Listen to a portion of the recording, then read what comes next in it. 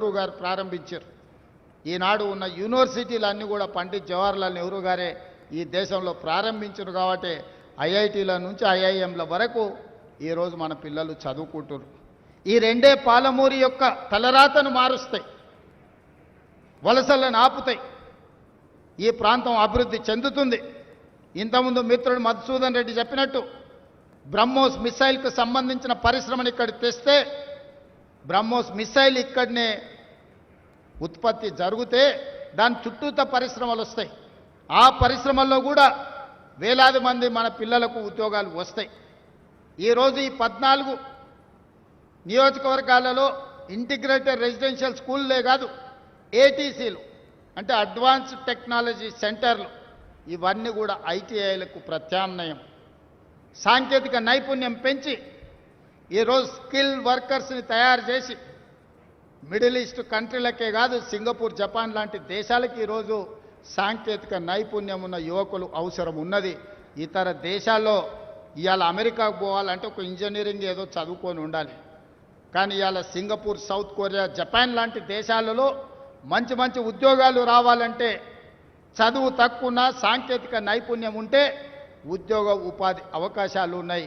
14 శాసనసభ నియోజకవర్గాలకు పెద్దలు చిన్నారెడ్డి గారికి చెప్తున్నా, ఏటీసీలు ఎక్కడ లేకపోయినా 14 నియోజకవర్గాలకు 14 అడ్వాన్స్డ్ టెక్నాలజీ సెంటర్లు ఇచ్చే బాధ్యత ప్రభుత్వం తీసుకుంటుంది.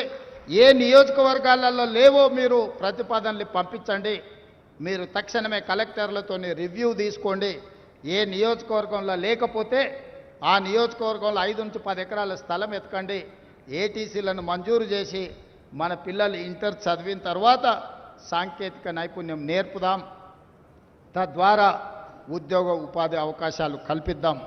అదేవిధంగా ఎన్ఎం శ్రీనివాసరెడ్డి గారికి సూచన చేస్తున్న IIIT ఒక అద్భుత క్యాంపస్ మనం కట్టుకుందాం. ఎందుకంటే ఎయిర్పోర్ట్కి కూతవేటు దూరంలో మనం ఉన్నాం. ఎవరి రాష్ట్రానికి వచ్చినా, విదేశాల నుంచి మేధావులు వచ్చినా మహబూబ్ నగర్లో ఉన్న IIITని చూడడానికి రావాలి.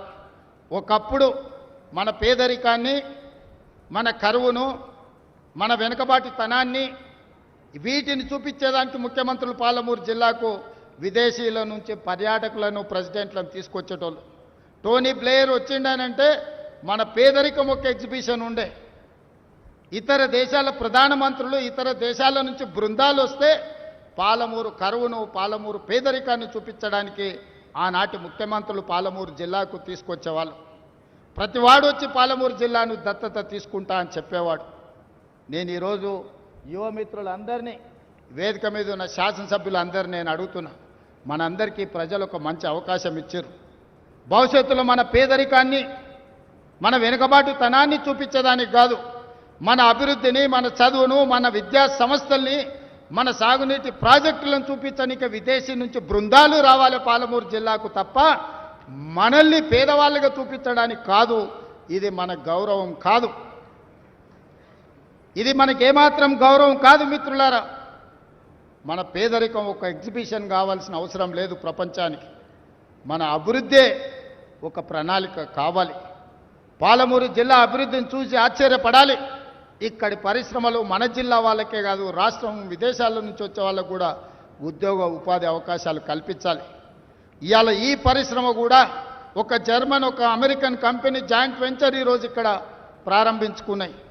ఇట్లాంటి పరిశ్రమలు ఇంకా రావాలి. ఎయిర్పోర్ట్కి కూతవేటు దూరంలో ఉన్న ప్రాంతం మనది. మధుసూదన్ రెడ్డి ఇంతకుముందే డ్రై పోర్ట్ గురించి చెప్పిండు. తప్పకుండా వాటిని పరిగణలోకి తీసుకుంటాం. అదేవిధంగా హైదరాబాద్ బెంగళూరు కారిడార్ని డిఫెన్స్ కారిడార్గా, డిఫెన్స్లో లక్షలాది కోట్ల రూపాయల పెట్టుబడులు ఉన్నాయి. ప్రపంచ దేశాలు ఆసక్తిగా చూస్తున్నాయి.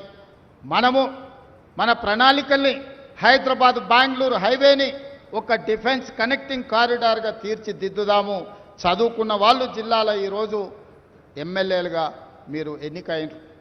డాక్టర్ చిన్నారెడ్డి కాదు, మధుసూదన్ రెడ్డి, పర్ణిక, ఎన్ఎం శ్రీనివాసరెడ్డి, ప్రతి శాసనసభ్యుడు, డాక్టరు, ఇంజనీరు, ప్రపంచం పట్ల అవగాహన ఉన్నవాళ్ళు ఈరోజు మన ప్రాంతంలో ప్రాతినిధ్యం వహిస్తున్నారు. అందుకే మీరు కూర్చోండి, అధికారులతో మాట్లాడండి. నేను అధికారులకు, ముఖ్యంగా కలెక్టర్లకు సూచన చేస్తున్నా, పరిశ్రమలు పెట్టాలంటే భూమి కావాలి. ఎక్కడెక్కడ భూమి అందుబాటులో ఉందో ఆ భూముల యొక్క అందుబాటును నాకు పంపించండి.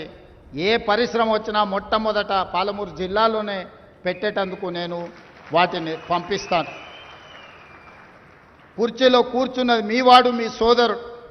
ఏ వచ్చినా మొదటి ముద్ద పాలమూరు జిల్లాకే పెడతాను. ఇది నా బాధ్యత, నా నైతిక ధర్మము. అది చిన్నదా పెద్దదా కాదు, ఏదైనా మొదటి ముద్ద పాలమూరు బిడ్డలకు పెట్టాల్సిన బాధ్యత నా మీద ఉన్నది. ఎవరు ఏమనుకున్నా అన్ని పాలమూరు జిల్లాకే తీసుకెళ్తున్నాడని మా మంత్రివర్గంలో మిగతా మంత్రులు అనుకున్నా పర్వాలేదు, ఖచ్చితంగా మన జిల్లాకే తెచ్చుకుంటాం. ఇవాళ మనం ఉన్నాం కాబట్టి 2 మంత్రులు, చైర్మన్లు ఇవాళ స్పోర్ట్స్కి కానీ ఇతర వాటికి మన జిల్లా నుంచి పొలిటికల్ రిప్రజెంటేషన్ దక్కింది.